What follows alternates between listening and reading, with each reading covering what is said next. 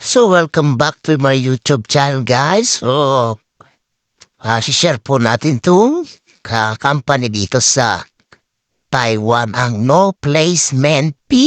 Yan po, No Placement P po yan, no guys? Ang Gigabyte Technology. Yan po yung mga motherboard computer parts po ang hawak ng Gigabyte. So, yan po, mag-apply na po kayo dyan sa Pinas, no guys? No Placement P po yan, no?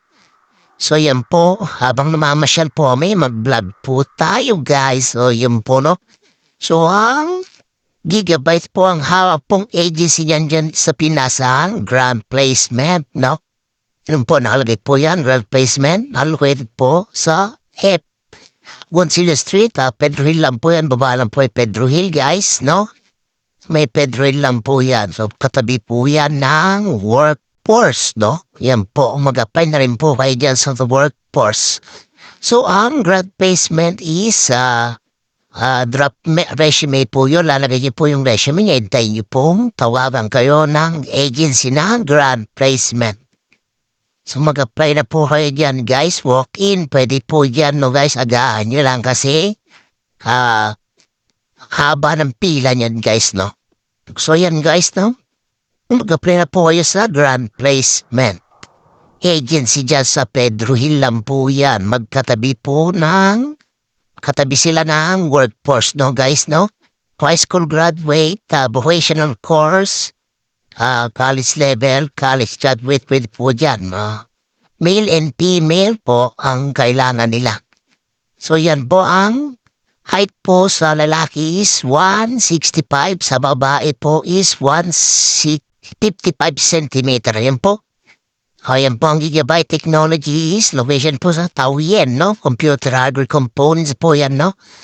So yan po guys, no? 21 to 35 years old. Pwede po yan mag-apply ang mga first timer, yan po. Lalo na po yung mga may experience po, mag-apply na po kayo dyan guys, no?